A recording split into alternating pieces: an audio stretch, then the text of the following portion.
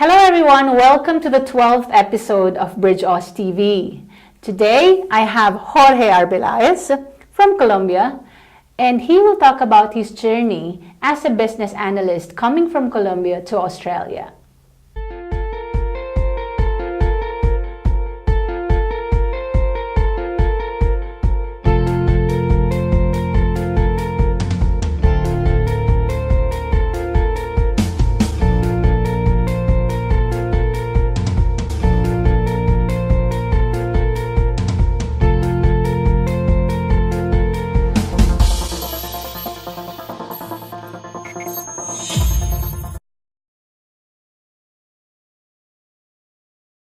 All right, so George, I have just a few questions for you. This is about giving information to our viewers on what is it like moving from Colombia to Australia as a business analyst. Okay, so first of all, it's very exciting experience because when I was in Colombia, I was part of one of the biggest banks in Colombia. People that from Colombia will know Bancolombia, and it was an amazing company, has a lot of different benefits to be there. But when I started like this project, I always wanted to do my studies or my master studies on overseas. All right. Doing research, I found that Australia has a lot of the things that I wanted to live. And I wanted to be involved in. So one of the some of the best universities around the world, very multicultural culture. They have one of the strongest economy around the world. We have the Great Barrier Reef. They have the different sports that I didn't know about, like footy. So there was a lot of different things that actually attract me to come to Australia.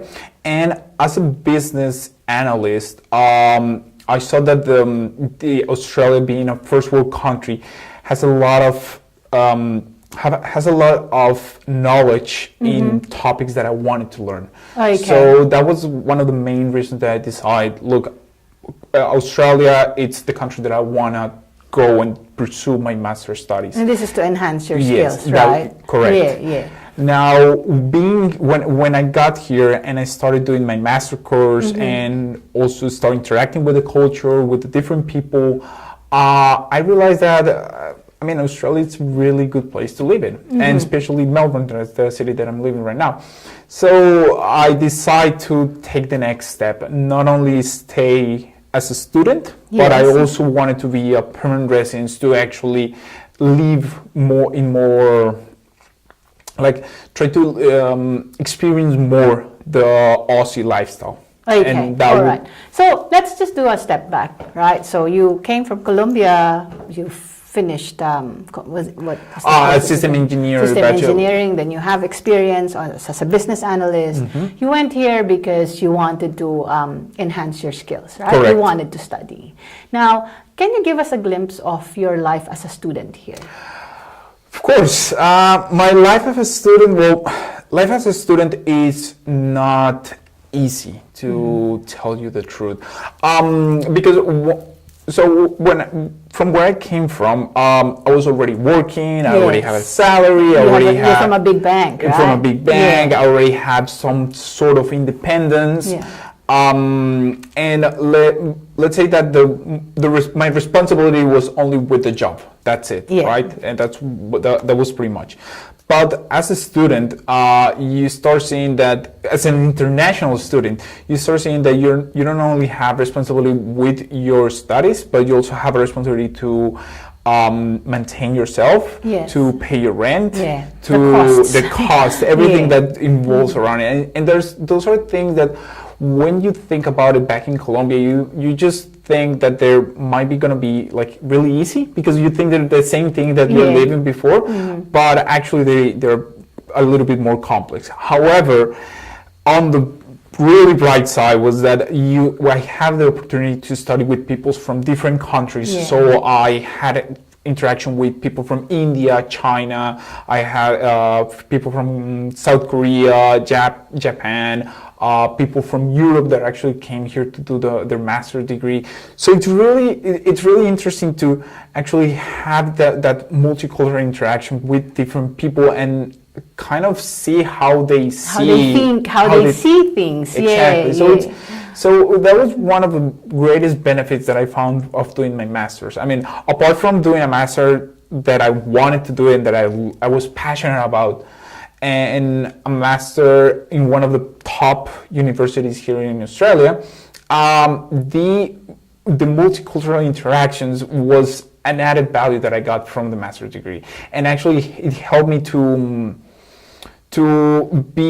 involve easier in what is the Australian lifestyle. All right. So these classmates of yours from different countries, were they also like you, that they have experience? You know, they have done different roles in IT, and because doing master's degree, you'll have group work, and sometimes it helps. It does help if your other classmates have experience as well, so that you can really talk about your projects. Agree. So there were like the two sides. I actually had a couple of colleagues that they just finished their bachelor degree and they just went straight to the master. Yes. I must say that unfortunately my interaction with them was a little bit more as a mentor. So I was more teaching them that actually what I was expecting to get. Yeah. However, I also had colleagues that they had a lot of experience. I had a friend that actually he would work on IBM, people that they work in Tata Consultancy Services, people that come from Accenture. So I also had the opportunity to actually learn from them. Apart from that, the lecturers and the teachers and the professors that actually are in the university, they're also well knowledge, and they have a lot of experience, not only in academia, but like only academic experience, but also on in the industry. So it was really important, and especially for me to have that kind of mentorship, like have that kind of interaction. Okay, so you have that, and I can see that you're very happy with what transpired in that course. Now, outside that, you said you need to support yourself, right? So, what kind of jobs were available, or did you do as a student? Okay, so that's fun. That's a bit of that is part of the fun of actually being an international student. There's a lot of different works that you could do. Mm-hmm. My experience was I work in a warehouse fixing refurbished laptops and refurbished computers. Well, you're lucky. At least it's still related to It's IT. kind of related, yes. But also because it wasn't always that I had shift with them, so I also looked for jobs as a how do you call it, waiter. Okay. So I also work in restaurants, and particularly was in a hotel. I was working on events. During Saturday, Sunday, especially during the weekend at night, we had events. So that's good. That's a good pay. It was a good pay. Weekends and nighttime. Weekends and nighttime. It was a really good pay. It helped a lot.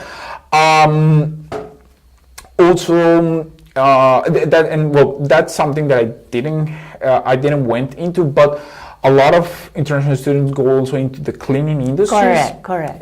The cleaning industry moves a lot of international students, and it helps them to pay the bill. That's the easiest job to get. It's usually hospitality, waitering, cooking, kitchen hand, and cleaning. That's why I said, he's really lucky to get a job in the IT space. Yes. Even if it's just fixing laptops, it's still in the IT. You can still learn about the company. Correct. And it was very interesting when I was in that company, because it shows you a little bit of how actually is the industry here in Australia. And it gives you a sense, and look, it's something that when I was applying for jobs after doing my master's degree, it was relevant because it was an Aussie company in IT related topics. It was important actually for me to have that kind of experience, that kind of exposure. All right. So you had that while studying.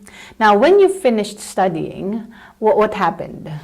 So Okay, so when I finished studying, the university that I was in, they do have this program at the end of every year. It's a summer internship. Okay. And what I did before graduation is that I applied for that program, and I was lucky enough actually to pass and to be able to be allocated into an internship in one of the companies that they had partnership with.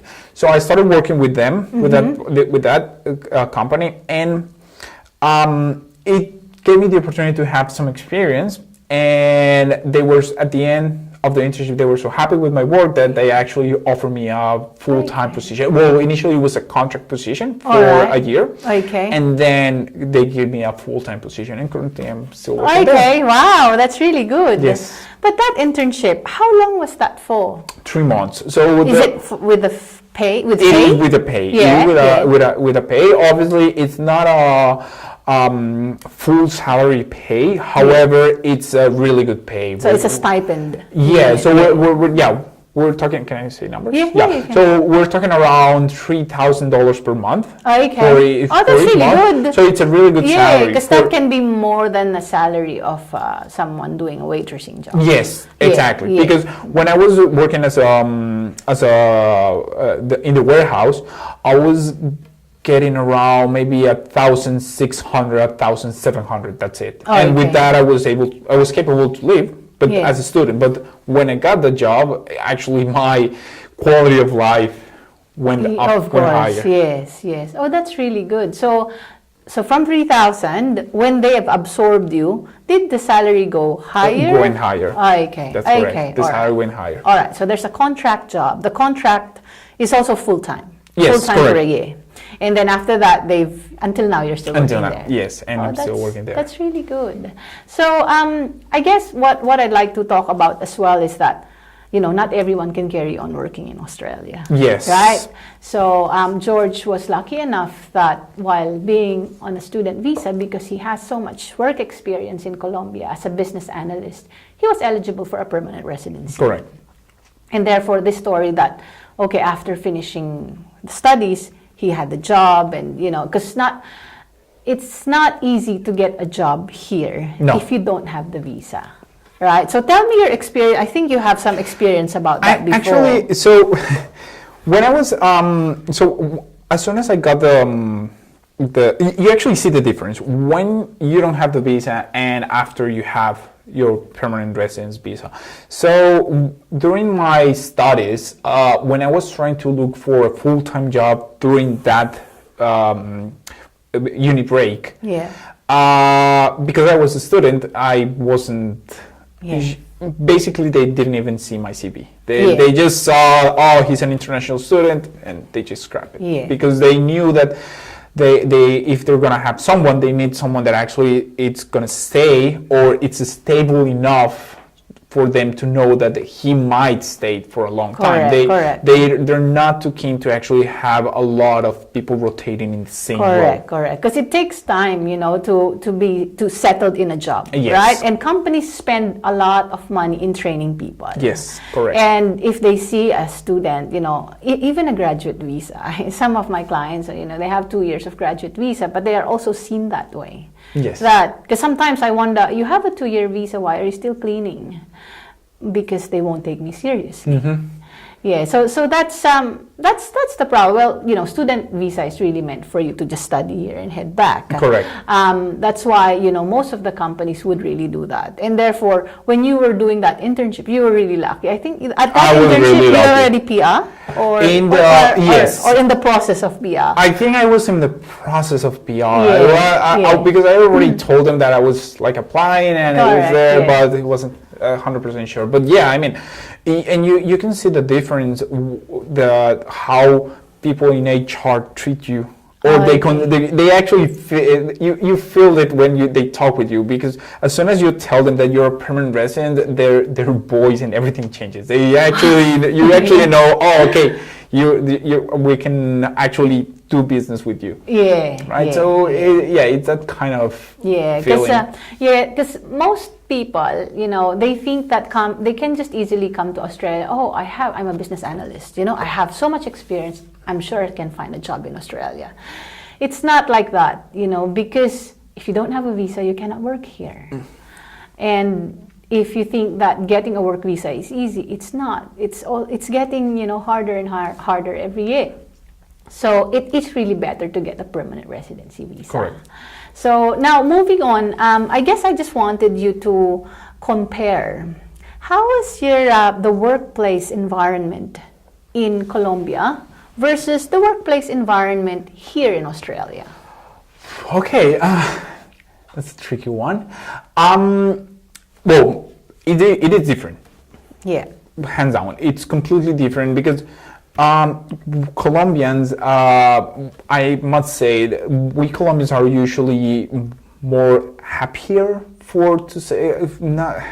Happier is not the expression. So, okay, so what happened here is that when I started working here in Australia, I noticed that people that are actually just onto the job, and most of the time they're actually, if you have a conversation with them, it's job related, right? Okay. So they're not too open into their personal lives. Okay. Right, okay. And I kind of understand that because the mix of different cultures. So people they don't like too much to have people outside just snooping around. So I kind of understand it, but.